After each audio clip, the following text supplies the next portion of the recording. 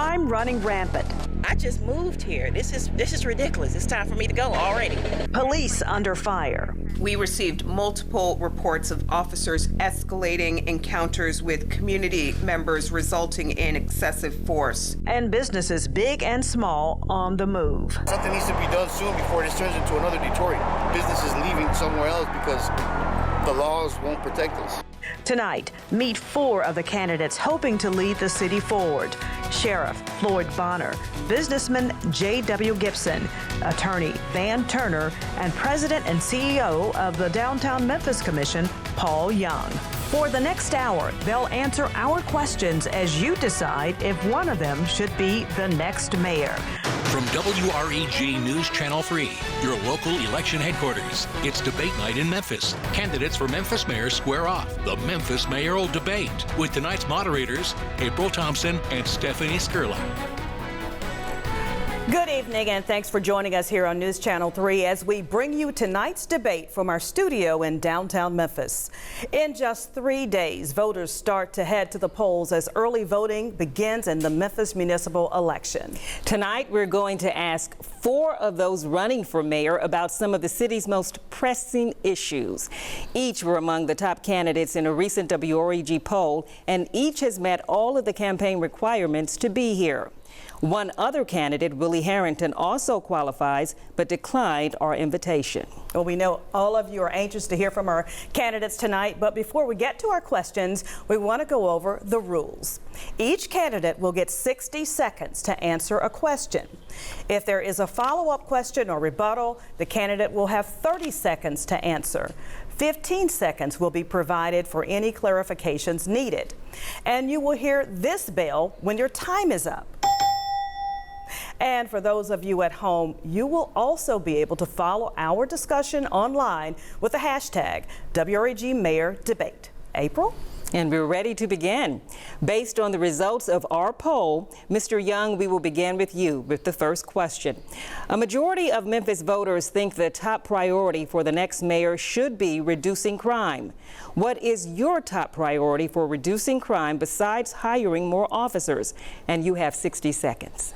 I agree with those voters. Reducing crime is #1 on my list, and it's the most pressing issue that we have in our community.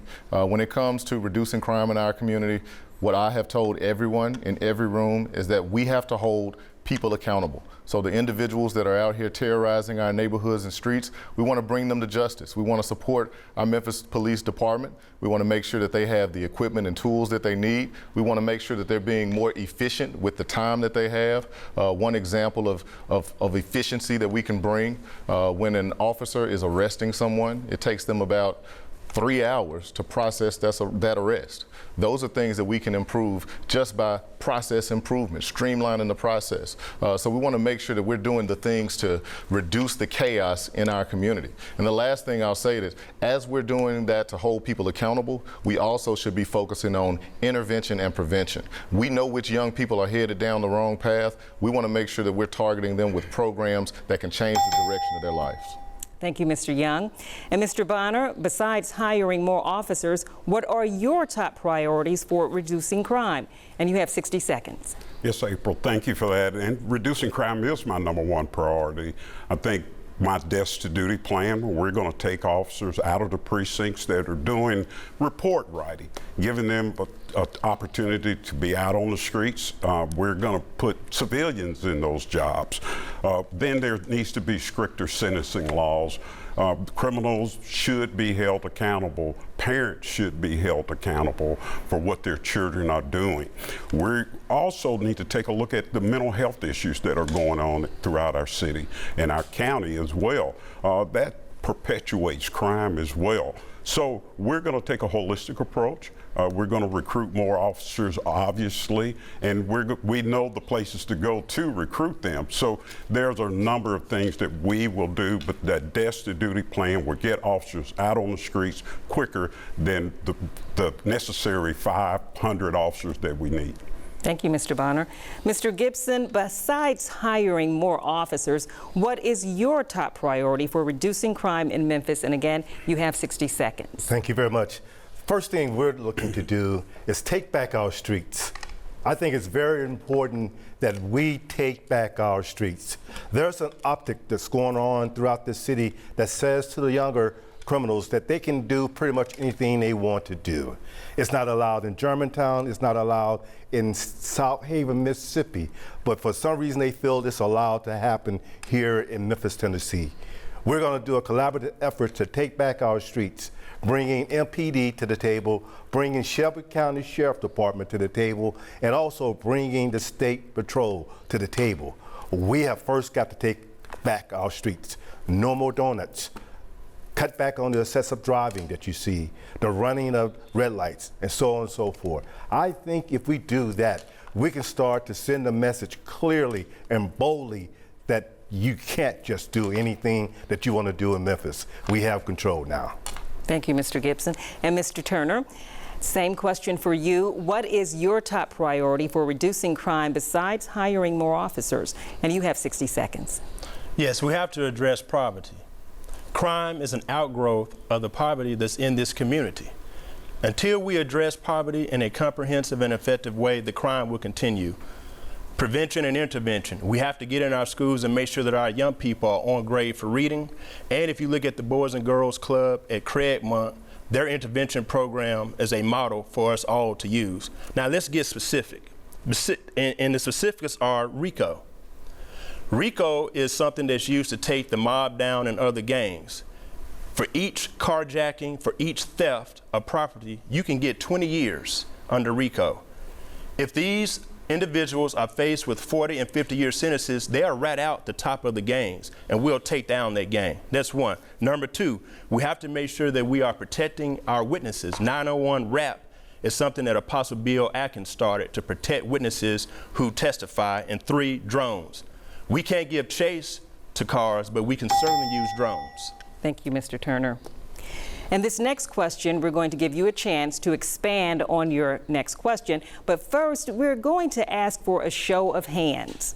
A WREG poll finds 70% of Memphians believe they are likely to be a victim of violent crime.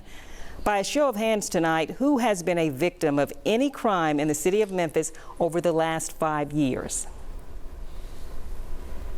Okay, we have three candidates. Three of the candidates have raised their hands. Mr. Young, we are going to begin with you, and you did raise your hand. Tell us what happened.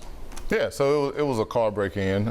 Someone busted my car window and rummaged through the car, just as young people do. I presume it's a young person because that's who's doing most of it in our community.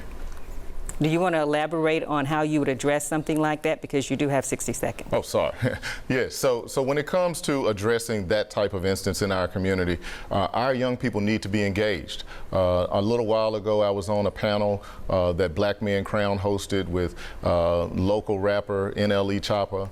And a lot of young people were there. And we had someone on the panel, and it was a young man who said that he likes to break into cars. And we asked him why. And he said that the reason he liked to break into cars is because he's bored and he needs money. Those are two solvable problems. So as we think about how we're going to address this issue as a community, we should be engaging our young people so that they can have things to do and find ways for them to earn money through internships and other programs that are going to deeply engage them and support their growth as a young person. Thank you, Mr. Young. And Mr. Bonner, you raised your hand as well. Can you tell us what happened in your case? You'll have 60 seconds as well. Yes, in both cases, my home was vandalized as well as my campaign headquarters. Now, we're talking about paper, we're talking about vandalism, and I did not call MPD to take a report because our officers need to be taking care of more serious matters. The vandalism was relatively simple, just paper and maybe a little paint here and there, but we decided that we did not need to file a police report. I think it was on social media what happened, and but again, our officers need to be doing more proactive things than to just take a simple vandalism report. Okay, thank you, Mr. Bonner. Mr. Gibson, you did not raise your hand. You have not been a victim of crime in the last 5 years, but can you tell us, are you afraid of becoming a victim? I'm always concerned about becoming a victim, not only me personally, but my family. I'm blessed to have a lovely wife and 2 gorgeous twin daughters. I'm always concerned about violence, particularly with my family.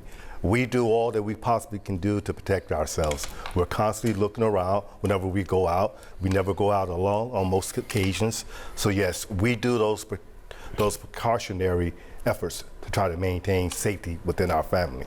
Thank you, Mr. Gibson. And Mr. Turner, I think you said you were a victim of crime. Can you tell us what happened in your case? And again, you have 60 seconds. Yes, I was leaving my law firm in Parkway Village, and a young man pulled out a gun while I was driving. I didn't know if he was going to carjack me or try to rob me.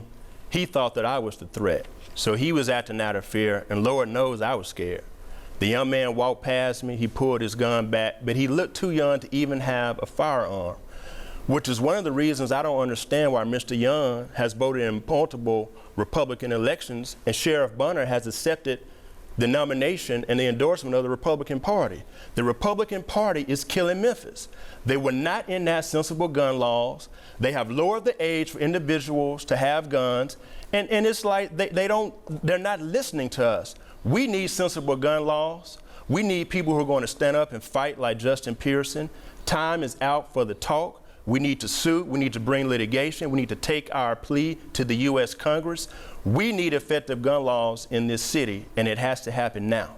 I do want to give, thank you, Mr. Turner. I do want to give Mr. Young and Mr. Bonner an opportunity to respond to that. Mr. Young, your response. Yeah, I think Van is an intelligent guy, seconds. so he understands that voting in a Republican primary is not the same thing as voting in the general. And I've mentioned in many debates and forums that my goal was to do strategic crossover voting to ensure that we have good people on both sides of the ledger. But when it comes to what we need in this community, it's not more partisanship. What we need in this community are individuals that are committed to getting work done for the people in this city. The people in our community are hurting, and partisanship is tearing us apart all over this country. I'm here to unify our community. Thank you. And Mr. Bonner, you want to respond? Yes, 30 please. seconds. Thank you. As Mr. Turner stated, I don't know where he received that information from, but we're a broad campaign. We're looking to seek voters from any party, any race, any, this is an important race. So bipartisan, I've done it before in the last 2 elections, receiving the most votes of any candidate in the last 2 elections. And so that's what we're running our campaign on now, that we're going to go to the people, state our case, and get it done. Thank you. And Mr. Turner, you have 15 seconds to give a final close to this. They didn't answer the question. The Republican Party would not enact responsible legislation to keep guns off the streets of Memphis. Mr. Young has voted and supported Republicans. Sheriff Bunner is the Republican nominee in this election. Shame on the both of them. This is unacceptable. Thank you, Mr. Turner. Stephanie has our next question. All right, moving on now to get your thoughts on policing, gentlemen. The Department of Justice is currently investigating the city, focusing on MPD's use of force and its stops, searches, and arrests, as well as whether it engages in discriminatory policing. And just today, the officers involved in the Tyree Nichols case were indicted on federal civil rights charges. And the district attorney has released video of yet another MPD shooting. Many citizens have filed complaints about police conduct, and some in the community say these investigations have been a long time coming. None of us thought that this was just because of what happened with Tyree Nichols. No, this has been a long-standing narrative and historical trajectory of the department. All right, this question goes to Mr. Bonner. What are you going to do to improve relations between the people and police? And you have 60 seconds. Well, let me say this first of all. I welcome a DOJ investigation. Over the course of my 42 years in law enforcement, I've gone through a few of those type of investigations. It's only going to make the department that much better. Now, when we get our complement of officers, which we're hoping to be 2,400 to 2,500, we hope to start reinstituting community policing. It is so important. And then having a leader, a mayor, that's going to be out front. As your sheriff, I've been out front. I've been in the community. I've worked 7 days a week just to be out into the community, to build that bond, to build that relationship. And I think that's what's important now. So you're going to always have critics. It's always going to happen, but when when the people know your heart and they know that you're striving to do the best for them, then you're going to be okay. And as mayor, that's what I want to do. All right, thank you, Mr. Bonner. Mr. Gibson, Mr. Bonner intends to lean on community policing. What would you do to improve relations between the people and police? You have 1 minute. So one of the things that I also think we need to do along with community policing is that we have got to engage our communities to become more involved. Neighborhood Watch used to be a really popular event throughout the community. Those Neighborhood Watch programs have diminished in size. So many neighborhoods have walked away from that. I would like to re-implement more neighborhood watches. We want to be able to go out as the mayor to help initiate the reforming of some of those neighborhood watches. I would also like to give an opportunity for individuals to understand how Crime Stoppers work. Because you will hear me say throughout this campaign that it's not just about the MPD doing their job. We're going to need the community to become engaged. And one of the ways that they can become engaged is by reporting what they see. That Crime Stopper program allows them to anonymously submit what they have saw, heard, and feel. We want to promote that a lot more than it has been recently. All right, thank you, Mr. Gibson. Mr. Turner, your answer, please. What are you going to do to improve relations between the people and MPD? 60 seconds. First thing I do is ask Sheriff Bonner, why is Jarvion Hudspeth dead? This was an incident in which the sheriff deputy shot this young man who had committed no crime. Sheriff Bonner is not helping police and community relations. And I don't know where to count. He first said 41 deaths he's responsible for. Now it's 44 deaths. In total, there are 52 deaths. What we need is a candidate, a mayor that is credible. I've marched with the family of Tyree Nichols. I've marched with the families of those who were affected by gun violence in this community. Ahmaud Arbery, Breonna Taylor, George Floyd. What we need is a mayor that's credible, that's been in the community and has actually stood with the community and fought with the community. Therefore, when I come to the mayor's office and I lay out my plan about true police reform, I would have the credibility for the community to accept that plan, and that's what we need. That's the only way we're going to heal the relationship between community and law enforcement. All right, thank you, Mr. Turner. Mr. Bonner, we'll give you a chance for rebuttal here, 30 seconds. He says that your administration right now as sheriff does not have good relations with the people. I think Mr. Turner is absolutely wrong. I think if you look at the community relations or the community support that we've received, those officers, one officer was hurt. I think Mr. Turner brought up a jail death. All of these things, I can't go into great details, but all of these things are being investigated right now under the DA's office. And so Mr. Turner fully knows that. But you know what's the upsetting part is he talks about that, and then we don't see anything from him when little black boys and black girls get killed. All right, thank you, Mr. Bonner. Mr. Turner, you get 15 seconds to wrap this up. I've served as the president of the NAACP at 588 Bands Avenue in the heart of South Memphis. For this man, this sheriff, to say that I don't care about this community, that is crazy.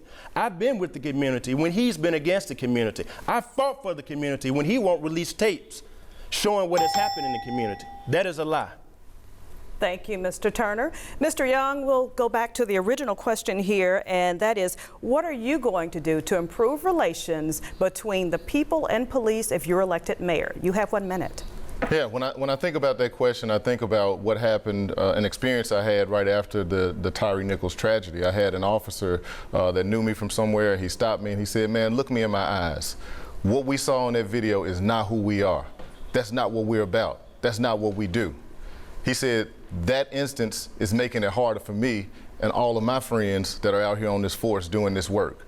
I want to make sure that we're making it easier for them. And in order to do it, leadership from the top, we have to have transparent leadership. That starts with me and the chief, and it goes all the way down. We have to be transparent about what's happening in our community. We have to find ways to engage between our officers and the community. I referenced in a prior debate that I grew up and we played in basketball tournaments with police officers as a young person. That built trust because we knew them as individuals. We also have to make it easier for individuals to be able to report instances of misconduct. And we need to support those entities like CLRB that are going to be investigating those things.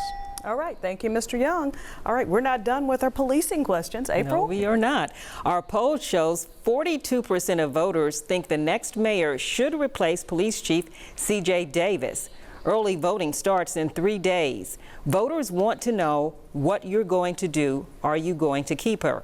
We began with Mr. Gibson. Are you going to keep Chief Davis or not? You have 1 minute. Well, thanks for the question. As I've said in forum before tonight, I have not made a decision on that. I have not even had an opportunity to speak with Chief Davis. I would appreciate an opportunity to interview her, talk about what the strategies are going forth. I just think it's irresponsible not having had that conversation with her to decide her fate at a distance. That's not what it's all about. To be a responsible leader, we have got to take more ownership of understanding the issues than calling out a yay or nay from a distance. So give me an opportunity to become mayor, give me an opportunity to interview the chief, and I promise you, in quick order, we will have a decision about her future as a police chief. Thank you, Mr. Gibson. Mr. Turner, will you keep C.J. Davis as your police chief? And you have 60 seconds. This race is not about achieving brownie points so that we can get more votes. We have to be truthful, we have to be transparent, and we have to be honest. I would not be able to make that determination until I pull together a transition team, until I hear the report from the Department of Justice, until I've sat down and talked with Chief Davis, until I've sat down and talked with the officers, and most importantly, until I've sat down and talked with the community. And then we will make that decision. We will have a plan. We will have reform. Now the question is if Chief Davis is for that reform and for that plan, then we will continue the talks. If she's against it, then maybe we will have to part ways. But we first have to have a plan, and the chief and the law enforcement officials have to fit into that plan. What is the plan for community policing reform? Once we achieve that plan, after talking with the community, we'll decide whether or not Chief Davis stays. Thank you, Mr. Turner. Mr. Young, same question. Do you plan to keep Chief C.J. Davis? You have 1 minute. Yeah, this question has been a hot topic, and I've said over and over on the campaign trail, I don't promise hires and I don't promise fires. What I want people to understand in our city is that this is not going to be an administration that's focused on cronyism. It's not going to be an administration that's focused on pre-promises to get elected. It's going to be an administration that's focused on getting things done for the people of our city. So when it comes to what we're going to have in our next police chief, it's going to be someone who's committed to that transparency I mentioned in the previous answer, someone who's committed to finding the efficiencies within the department, and someone who's going to be able to gain the trust of the officers that work under them, because the officers are going to have to trust the leader of the organization in order to make sure that we are getting the results we need for our community.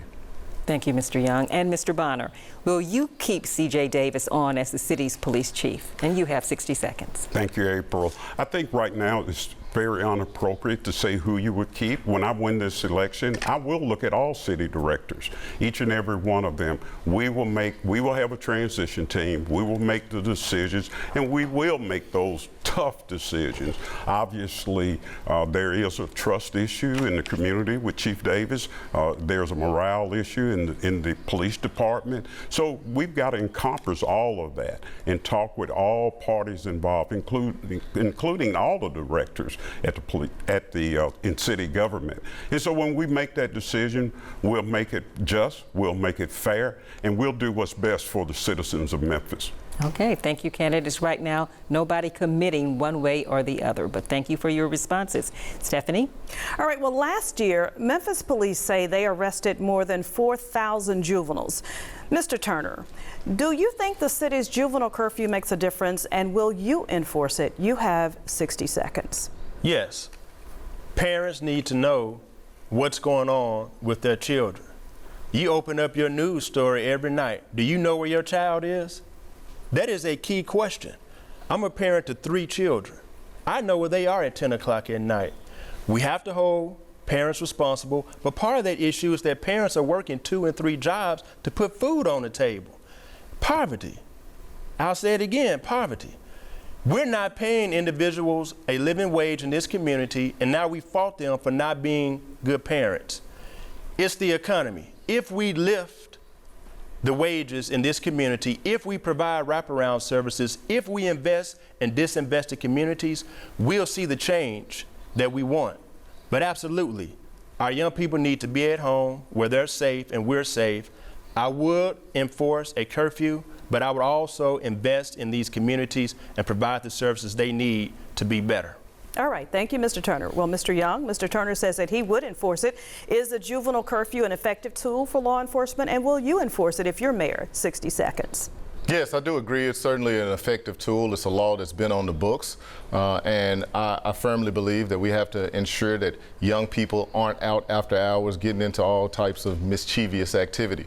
The challenge that we have is identifying those young people, and so I would want to have it enforced in a manner where the juvenile may be potentially breaking another law. And when they're breaking another law, when we have an opportunity to address them, we may be able to hold them on the fact that they are out past curfew, waiting on their parents to get there. But the thing that we're going to need to truly be able to implement this is going to be community partners. Because when an officer takes a juvenile into custody, they're going to have to stay with that young person until the parent gets there, unless they're able to transfer custody to someone else. And so that has been the problem with the implementation of the curfew. And so we need members of our community to step up to allow us to truly implement this in an effective way. All right, thank you, Mr. Young. Mr. Bonner, you're currently in law enforcement. Is the city's juvenile curfew making a difference, and will you enforce it if you're mayor? You have 1 minute. Well, it's not being enforced right now. Of course I would. Yes, I do believe it. It does not make sense to me that a 14, 15, or 16-year-old is down on Beale Street in an adult entertainment district, and their curfew laws are not enforced. Yes, we do need to work with nonprofits. We do need to work with our youth assessment center to get those families the wraparound services that they need. We need to get those kids somewhere that they can be safe until a parent comes and picks them up. But juveniles need to know there are consequences for their action. They must be held accountable. The parents must be held accountable, because we can't and will not keep continuing picking up the same juvenile week after week after week. So when we hold juveniles accountable, we've also got to hold their parents accountable for their actions as well. All right, thank you, Mr. Bonner. Mr. Gibson, I saw you shaking your head over there as Mr. Bonner was speaking. Same question for you. Is the juvenile curfew working, and will you enforce it if you're mayor? 1 minute, please. I would indeed enforce the curfew laws. I was shaking my head because I agree with all the gentlemen. Youth should not be out on the streets after hours. There's no need for that. We do need to hold the parents more accountable. One of the things I like to see happen, and I've talked about it before, and that is an opportunity for us to create collaborative efforts. The city has a youth service program. The county has a youth council. Bridges has a youth action center. There's a tremendous opportunity for us to bring those 3 organizations together, give them a little bit more resources so that they can expand the work that they do. Those 3 organizations find creative activities for the students to do, be it the wraparound programs or just fun things for them to do to keep them out of trouble. But again, that notion of being able to bring those organizations together, because they like to talk about their issues. They like to resolve their issues among themselves. And I think that's a great opportunity for us to let that happen. All right, thank you, Mr. Gibson. All right, looks like all of you gentlemen are for enforcing the curfew if you're mayor. April? This next question directly related to crime as well. A business owner told WREG he closed his office after 19 years and moved to the Nashville area because of crime in Memphis. He had been a victim 5 times in 15 years.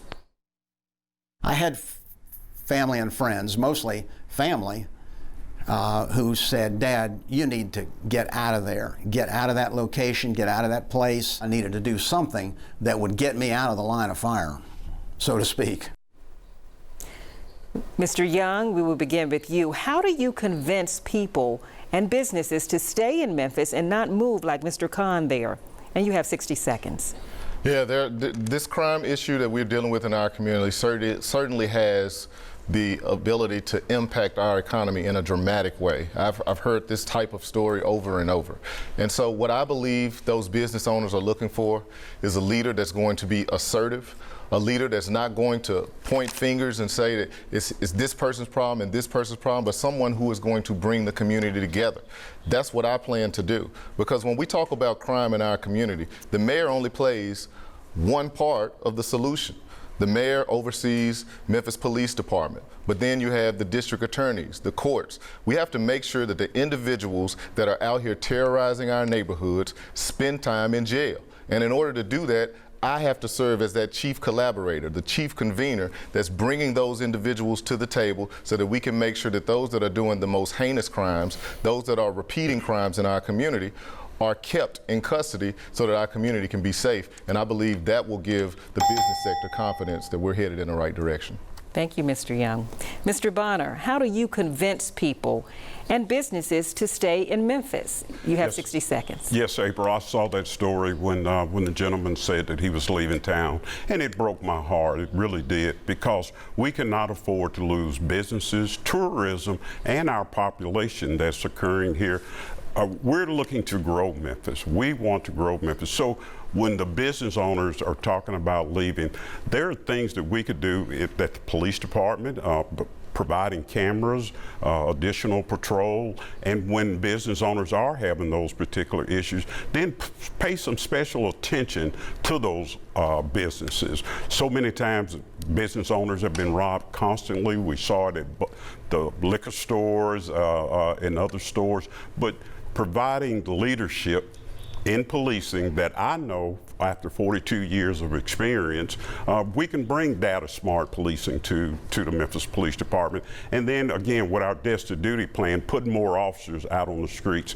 And it's been proven that more officers on the streets will reduce crime. Thank you, Mr. Bonner. Mr. Gibson, the same question for you. Why should people and businesses stay in Memphis? You have 60 seconds. I believe Memphis is a wonderful place to do business.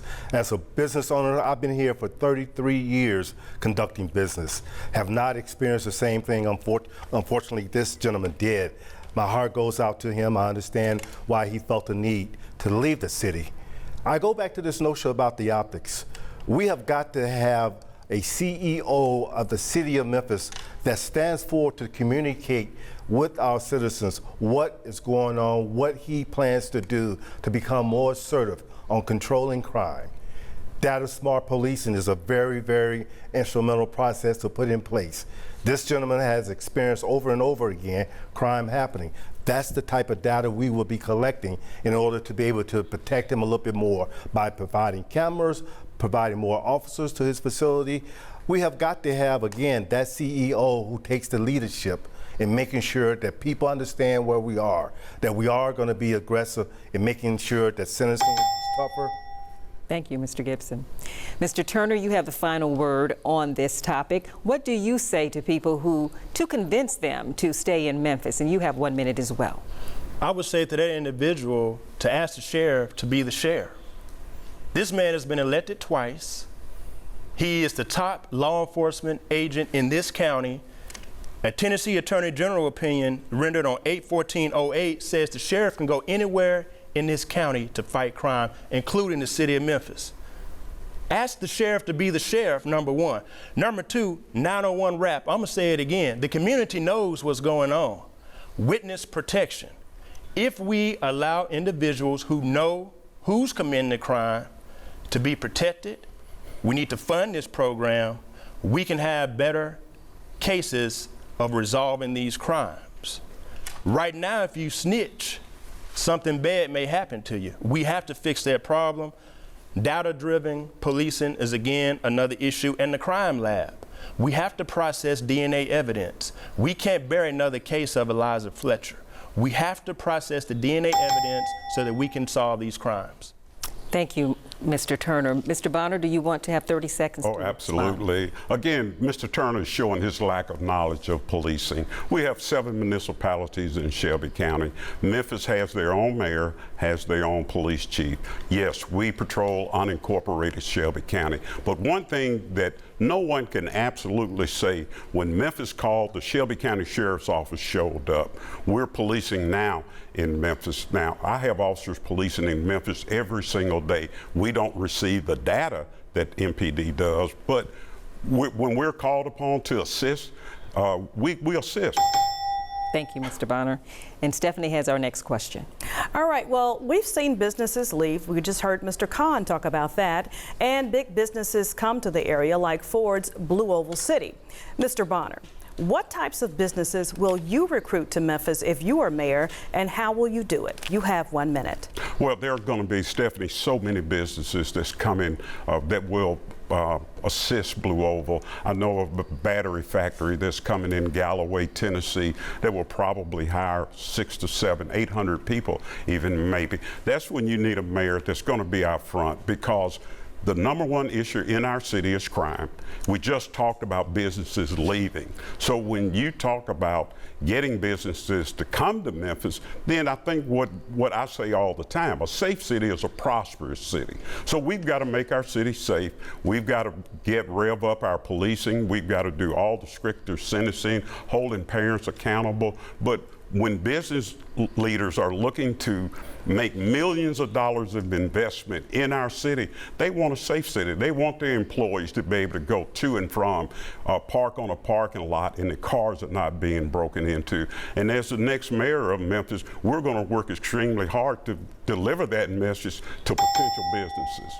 All right, thank you, Mr. Bonner. Mr. Gibson, what types of businesses are you bringing to Memphis, and how do you do it? 60 seconds. So I agree that the notion behind Blue Oval and the creation of jobs there is a tremendous opportunity. Not only are they planning to hire approximately 5,000 workers themselves, but to support businesses that will come into play to support Blue Oval and their manufacturing needs. It's going to be horrendous. It's going to be great, I should say.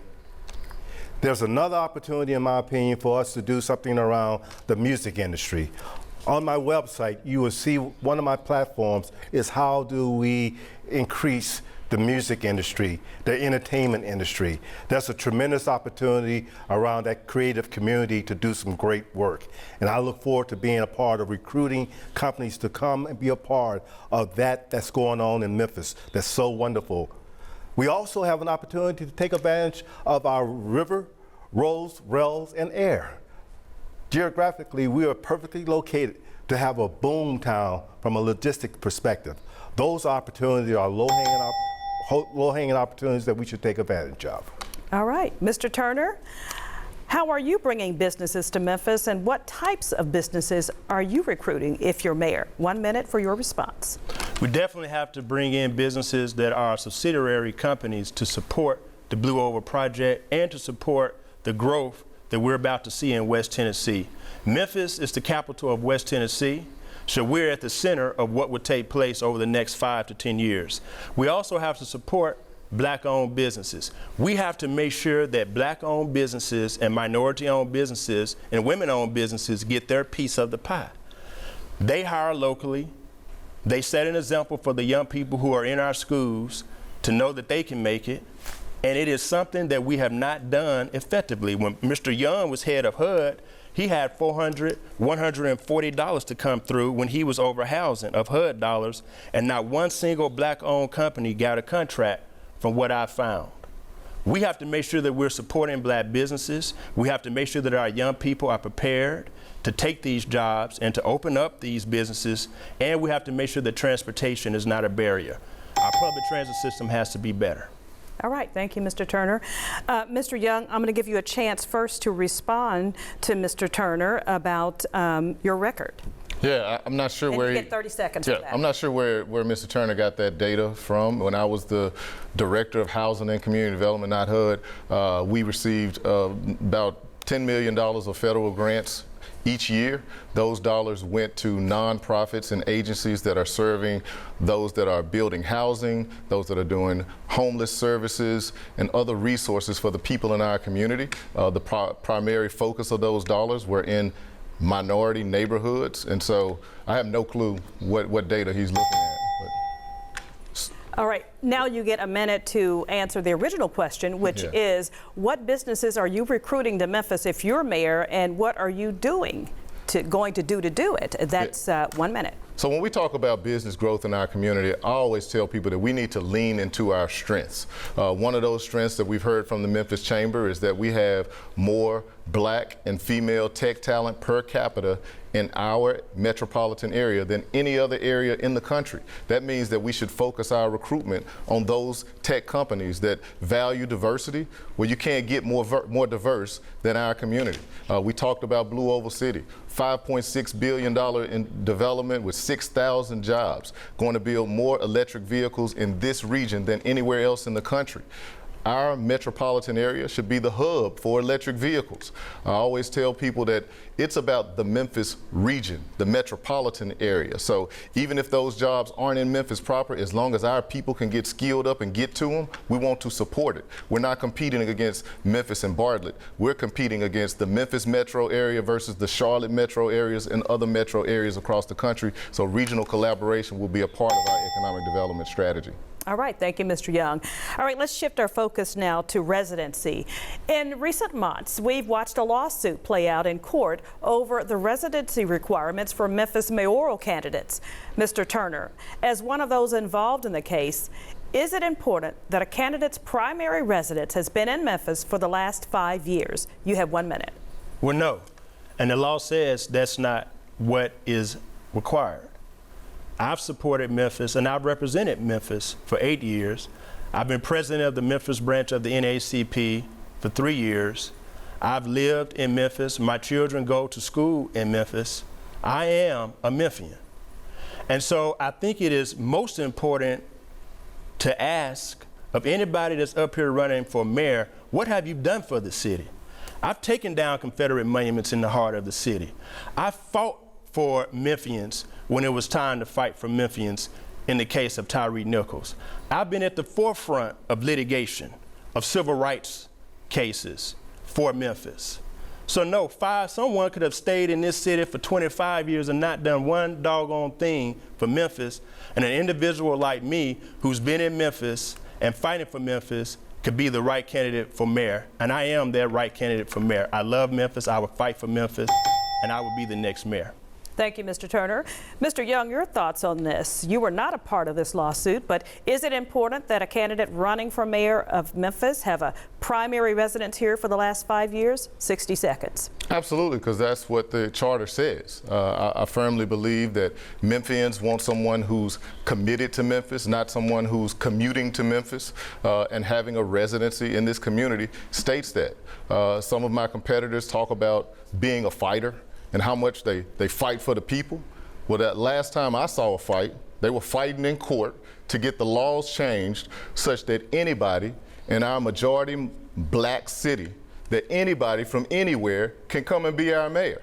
It makes absolutely no sense. So is that fight about us? Is it about the people? Or is it about you? What's best for our city? I don't see how anybody can believe that we should have no residency requirements. It doesn't make logical sense. It's not something that I support, and my hope is that we can get that changed over the next couple of years. All right, thank you, Mr. Young. Well, Mr. Bonner, you were a part of this lawsuit. Is it important for candidates to live in Memphis for at least 5 years before running for mayor? You have 1 minute to answer. Well, I think, Stephanie, the courts decided that when we went to court to apply or to pull permits to run for the city of Memphis for mayor, I've lived in Memphis all my life. I've dedicated 42 years of my life to serving Memphis. I've worked 13 and a half years as an undercover narcotics officer, where I spent 99% of my time, or 99% of my work, here in Memphis. So I am a Memphian. I've graduated from Hillcrest High School. I've graduated from the University of Memphis. I don't know, and I love barbecue just like any other Memphian. So I don't know what people are saying. I am a true Memphian. I bleed Memphis. I love my city, and we're not going anywhere. We live in the city limits now. My wife and I, please check my water bill. All right, we will be sure and do that. Thank you, Mr. Bonner. Well, Mr. Gibson, your turn. Your thoughts on Memphis residency requirements. You were not a part of this lawsuit either. And how long, though, should mayoral candidates live here before running for office? You have 1 minute. I do agree that in order to be the CEO of this great city, you should live in this great city. And 5 years is a fair amount of time to ask that you reside in the city before looking to take the #1 position here in the city. One of the things that I get lost on quite often is if you're going to live outside the city and that's where you give, how do you all of a sudden want to move back into the city and again take that #1 position? It makes no sense to me because it doesn't show any commitment to the community that you're saying that you want to lead. No commitment whatsoever. The people have spoken. You look at the polls, the data show that the people of Memphis believe that one should live here in the city of Memphis. The county commissioners, the city councils have made decisions about hiring, and those should be done with residents, not people living outside the city. I'm hopeful that October 5th, the people will stand up and have their voices heard, and they will vote against these two. Thank you. Thank you, Mr. Gibson. April? Now we are going to ask a question specific to each candidate. There are no rebuttals here. We're going to start with Mr. Young. You are currently the president and CEO of the Downtown Memphis Commission. As mayor, how will you make sure you're representing the needs of all neighborhoods and not just the downtown business owners? And you have 1 minute. I'm currently the president of Downtown Memphis Commission, but I've been working in neighborhoods and communities throughout this city for the past 20 years. The reason I started doing this work was because I want to live a purpose-driven life. And in my purpose on this earth, I believe, is to help improve Memphis neighborhoods. That's all neighborhoods. As Director of Housing and Community Development, you see my fingerprints in neighborhoods all throughout this city, whether it's Binghamton, Orange Mound, Raleigh, Whitehaven, Frazier, the list goes on. I'm committed to Memphis. Downtown certainly is an important part of our city, and we'll continue to see growth in downtown, but we're going to see that same growth in all of the areas of our city by investing in the anchors and the heartbeat of each of those neighborhoods to make sure that we're bringing vitality and optimism to the people that live in those neighborhoods, because strong cities have strong neighborhoods, and that's my core, and that's what I'm going to bring to the mayor's office. Thank you, Mr. Young. Mr. Bonner, this next question is for you. If elected mayor, you would inherit a city and police department with hundreds of vacancies and a multi-million-dollar lawsuit from the family of Tyree Nichols. As sheriff, you also currently lead a department that also has hundreds of vacancies and lawsuits that focus on the treatment of inmates. Describe how your leadership would bring needed change to the city of Memphis. And you have 60 seconds. Yes, thank you, April, for the question. Yes, there are many lawsuits that are in law enforcement involved. When we look at what's going on with Memphis, again, going back to the DOJ investigation, I welcome that. But when you start talking about recruiting, there's things that we can do right now. Again, my desk to duty plan.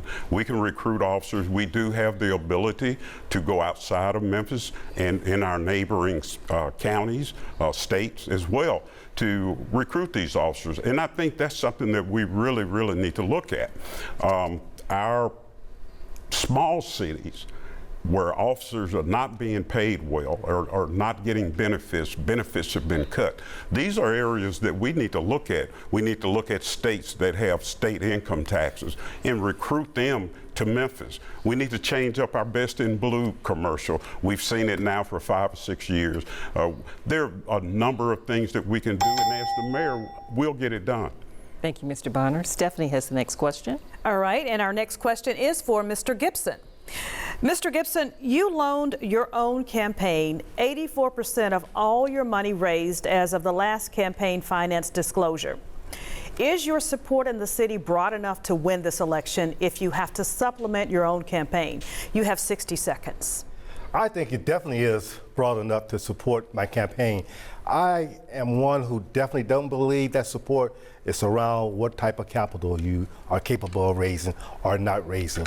We made the conscious decision to put money into our race because we wanted to focus on the race itself, not trying to raise money and making false promises that we can't keep in order to raise those dollars.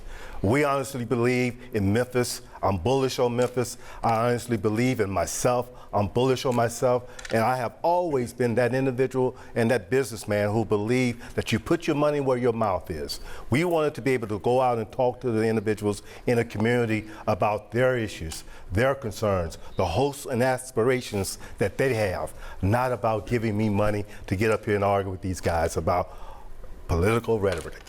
I believe in Memphis and myself. So again, I believe I should put my money where my mouth is, so to speak. Thank you. Thank you, Mr. Gibson.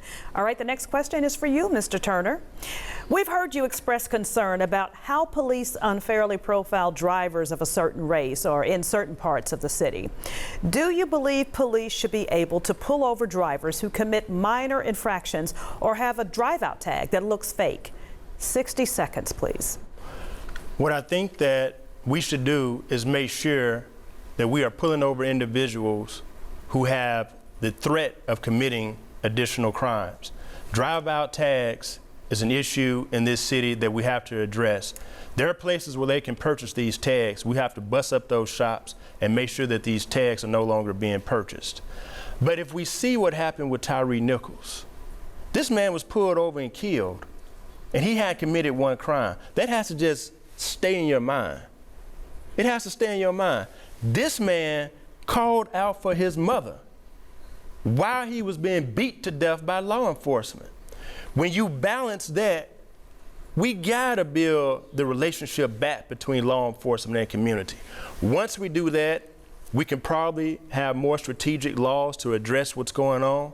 But until we fix what we did to Tyree Nichols as a community, we have to enact these laws right now because we have to build back that trust. All right, thank you, gentlemen. We've dealt with some pretty heavy and concerning issues to the city tonight, but at this time, we'd like to lighten things up. We're getting toward the end, and we want to know a little more about you, so we have time for a rapid-fire question. Favorite barbecue spot, Mr. Young? Cozy Corner. Mr. Bonner? Cozy Corner. And Mr. Gibson, where are you going for barbecue? Barbecue shop. Mr. Turner, your favorite barbecue spot? A&R, South Memphis, and Hickory Hill. You're gonna hit them all. Yes, ma'am. All right. Well, it is time now for final statements. We'll shuffle things up when we do this. So, Mr. Gibson, why should people vote for you? In your closing statement, you have 60 seconds. First of all, I want to thank this organization for hosting this forum. I've enjoyed myself at this evening. I think the citizens should vote for me because I bring to the table something that you don't see among my opponents. That business and entrepreneurial spirit, that business background that looks to make the city more accountable, more efficient. That entrepreneurial spirit that brings that creative, visionary spirit to the table that allows us to think outside the box, to get outside of this mud that we've been stuck in for decades, to create that growth that Memphians really want to see occur in Memphis. We're going to be about that. I'd like to point your attention to some cities across the state of Tennessee that have blossomed when they had business people as their leaders. Nashville with Bredesen, Knoxville with Haslam, and also Chattanooga with Corker. All three business gentlemen in those prospective cities, the economy grew after their leadership. Thank you, Mr. Gibson. Thank you. All right, Mr. Turner, time for your closing statements. Why should the voters choose you? 1 minute. I have a proven track record of getting the tough jobs done. When we took down the Confederate monuments, they thought that it couldn't be done. We got it done. When it was time to stand with families who have been hurt and harmed by bad policing, we stood next to those families. families. I've practiced civil rights law in this community for more than 20 years. I'm the only candidate up here that has both policy making and judiciary and legal experience. I bring to bear all of these experiences that I've had over these years to the office of mayor. When I was 14 years old, I was at Havenview Junior High School, and I passed a note to my wife, Tammy. It was on October 23rd, 1989. We were both 14, and I wrote on that note, Tammy, would you go with me? Circle yes, circle no. Tammy circled yes. Memphis, I'm passing you a note on October 5. That note will go to Hickory Hill and Westwood. It'll go to Parkway Village in North Memphis. It'll go to South Memphis, Fraser, and Smoky City. And I'm going to ask you to circle yes to Van Turner being your next mayor. Thank you. Thank you, Mr. Turner. April? Mr. Bonner, your turn now. Tell us why the voters should support you, and you have 60 seconds. Well, thank you again, voters, for tuning in. Thank you for hosting this Channel 3.